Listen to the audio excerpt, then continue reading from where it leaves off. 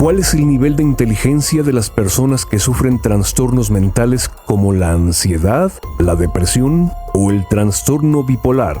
¿Es acaso su nivel de inteligencia un factor por el que pueden llegar a desarrollar este tipo de problemáticas de la mente? ¿Ustedes que escuchan padecen algún tipo de trastorno mental? Bienvenidas, bienvenidos.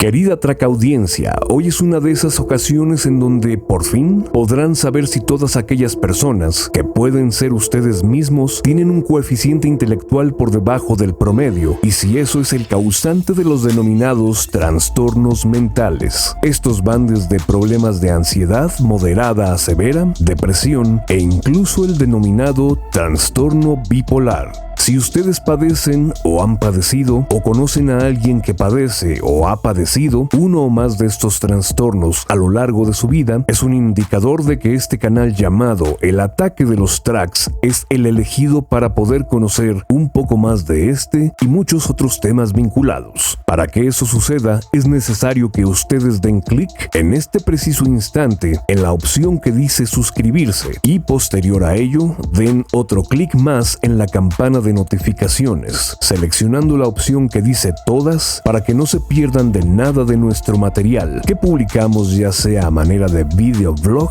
o podcast. Si ya han hecho lo anterior, es momento de comenzar. Contrario a lo que podría parecer, los desórdenes o trastornos mentales son más comunes de lo que aparentan en la población de todo el mundo. Pese a ello, existe una tendencia a que las personas con un coeficiente intelectual más alto que el promedio manifiesten en mayor cantidad algún tipo de trastorno mental. Una constante de estudios ha sido el detectar si existe algún vínculo entre el nivel de coeficiente intelectual y trastornos mentales como la ansiedad, la depresión o el trastorno bipolar, ya sea porque conviven de manera conjunta, individual o en su defecto, uno es causante del otro. Según un artículo de Nicholas Pediaditakis en el sitio psychiatrictimes.com, existe una asociación entre la creatividad y los principales trastornos mentales conocidos desde la antigüedad. Los antiguos griegos consideraban que ambos habían sido tocados por los dioses. Aristóteles, en su perspicacia, afirmó: no hay genio sin un toque de locura. Este fenómeno ha sido verificado repetidamente en estudios en el pasado. Un fenómeno causa el otro o ambos comparten un factor o mecanismo subyacente común.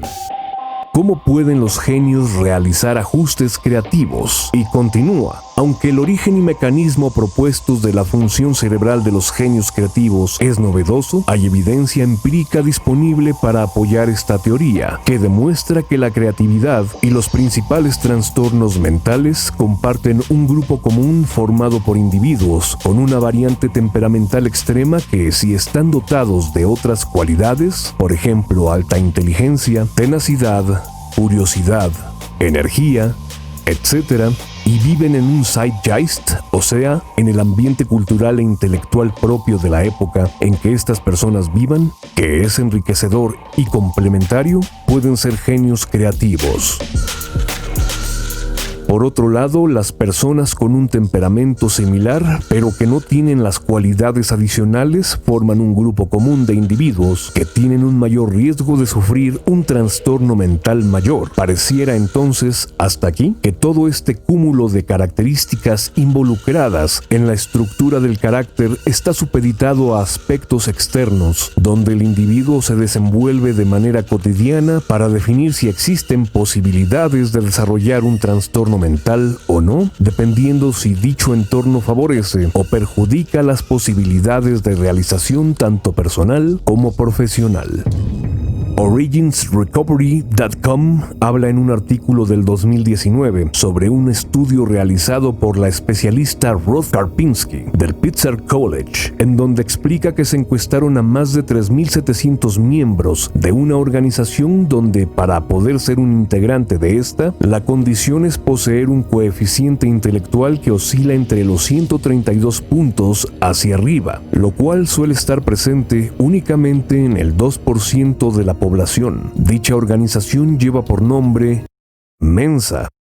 Paradójicamente, a lo que podría pensarse, no tiene nada que ver con la gente que queda fuera del porcentaje mencionado, sino que mensa es el vocablo en latín para la palabra mesa, ya que se trata precisamente de una mesa redonda, donde la religión, la etnia, el color, el credo, la nacionalidad, la edad, tendencias políticas, educación escolar y el contexto social son absolutamente irrelevantes. El estudio dirigido por Karpinski abordó diversos rubros, entre ellos estuvo el tema de la salud mental. Con ello, se dieron cuenta que los trastornos del estado de ánimo y los trastornos de ansiedad eran por demás comunes entre los integrantes de Mensa. Por poner un ejemplo en perspectiva, en la población general, un aproximado de 10% de las personas padecen trastornos del estado de ánimo y otro 10% sufren algún trastorno de ansiedad. Pero entre los integrantes de Mensa, estas cantidades registraron un número por encima de la población con un coeficiente intelectual común.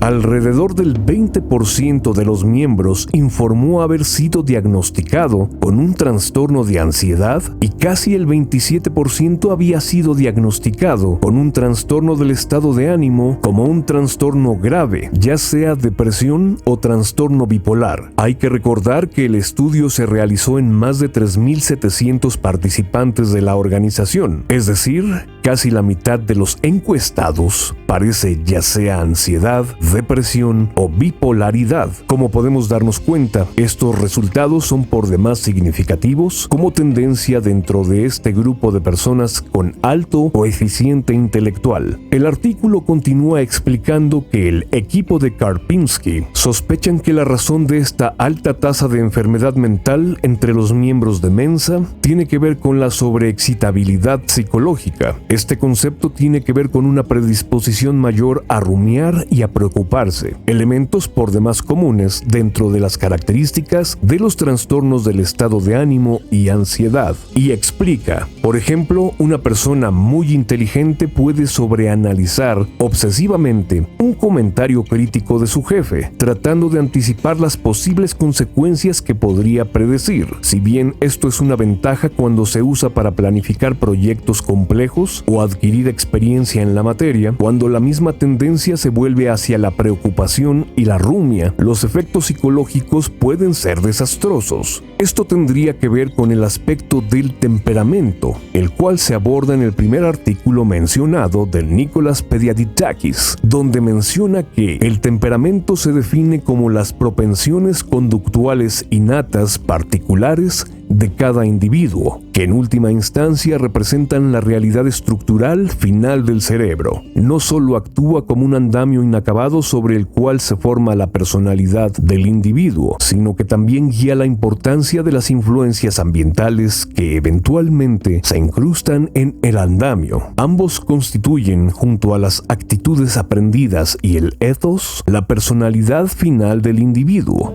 Y complementa explicando: los componentes temperamentales parecen originarse en dos áreas de nuestro pasado evolutivo y se expresan en grupos distintos. El primer grupo se origina a partir de las presiones evolutivas sobre el individuo, expresadas como egoísmo, franqueza interior, distanciamiento y cálculos egoístas. La segunda área, grupo, se origina a partir de las presiones evolutivas sobre los aspectos sociales de la experiencia humana, como la sociabilidad, la conexión, la empatía, el altruismo, la reciprocidad, la cooperación y la lealtad a la propia tribu, es decir, el tribalismo. Estos dos grupos no fusionados constituyen la naturaleza humana. Esto crea los tipos temperamentales a menudo desiguales, por ejemplo, el extrovertido y el introvertido.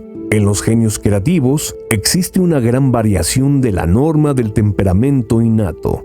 Por ejemplo, una decisión por demás inteligente es suscribirse en este momento, si no lo han hecho, claro está, a el ataque de los tracks, dando clic en el botón que identifica dicha operación para posteriormente presionar el botón de la campana de notificaciones, sin olvidar seleccionar la opción que dice todas. De esa forma no se les pasará ninguna notificación de los nuevos blogs o podcasts de este canal en el que tenemos el honor de que nos vean y escuchen. Continuamos. De igual forma, Phetiaditakis menciona que una gran parte de la función de nuestro cerebro se asigna normalmente a las relaciones sociales y al dar y recibir, inherente a una miríada de interacciones sociales. Los humanos somos criaturas sociales. Nuestro fenomenal éxito evolutivo como especie, eusociedad, dependió de esto. Este componente de nuestro cerebro dedicado al funcionamiento social fomenta el desarrollo de la empatía, el altruismo y la cooperación. Nos permite discernir emocionalmente las intenciones y sentimientos de los demás e interactuar con ellos. La ausencia o deficiencia de los algoritmos sociales en la función cerebral libera un enorme poder en el cerebro de estos individuos de temperamento desequilibrado. Este poder se vuelve disponible para los procesos creativos en el individuo adecuado. Las personas creativas ahora pueden pensar en alternativas y conciliar y sintetizar patrones para encontrar soluciones novedosas a problemas aparentemente insolubles o crear obras de arte conmovedoras que nos movilizan emocionalmente a narrativas de predicamentos humanos. Además, los genios creativos imaginan paradigmas nuevos y ampliamente aplicables del funcionamiento de la naturaleza. Pasan por alto nuestros límites evolutivos de comprensión e inventan formas de acceder a la disposición matemática de la naturaleza, concibiendo así, por ejemplo, la mecánica cuántica. Aunque a menudo exhibe una educación culta, esta variante asimétrica, deficiente en algoritmos sociales, puede estar relacionada con el espectro autista. Por ejemplo, sabios que pueden recitar la lista de una guía telefónica completa, o con una lesión cerebral traumática. Por ejemplo, personas que desarrollan habilidades creativas repentinas, aumentadas o por primera vez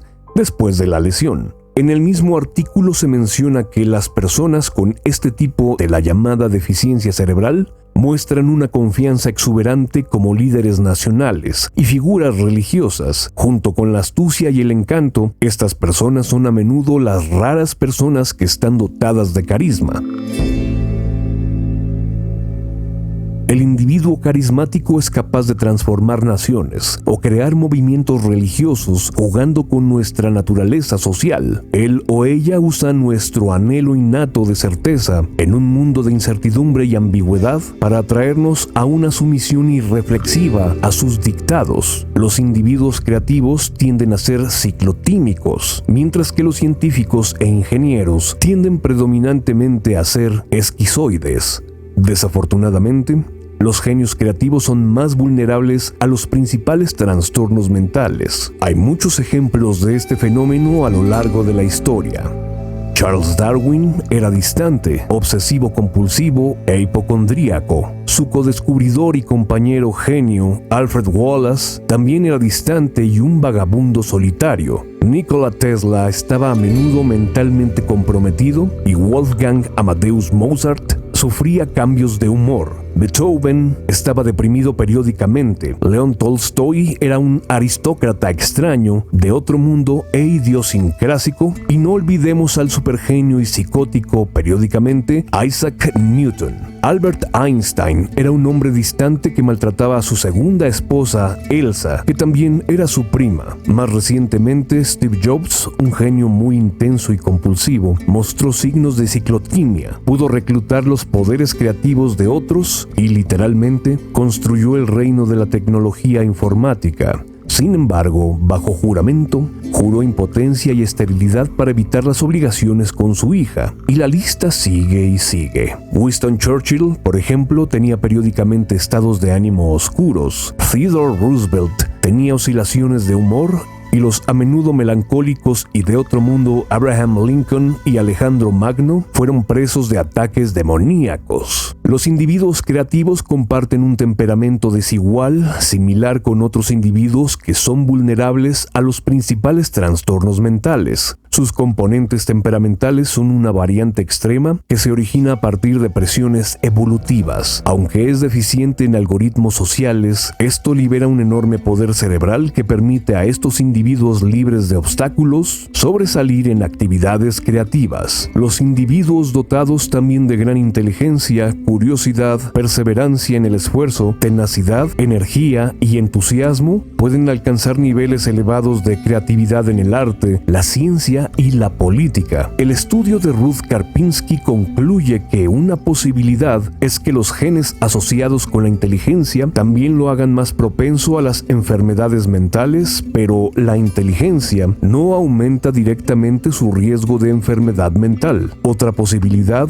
es que las personas con un coeficiente intelectual más alto a menudo estén más aisladas socialmente, lo que conduce a más ansiedad y depresión. Por ejemplo, las personas con trastornos del espectro autista y un coeficiente intelectual superior al promedio tienen un riesgo mucho mayor de depresión. Esto también puede suceder, con menor medida, con personas inteligentes que no están en el espectro. Hasta aquí llegamos en esta entrega del podcast dedicado a trastornos mentales e inteligencia. Fue un placer nuevamente que nos escucharan, apreciada track audiencia. Recuerden que pueden acceder a todo este material a través de El Ataque de los Tracks y que por ello es importante que antes de irse se suscriban al canal y den clic a la campana de notificación y seleccionen la opción que dice Todas. Nos escuchamos muy pronto nuevamente en El Ataque de los Tracks. Cuídense.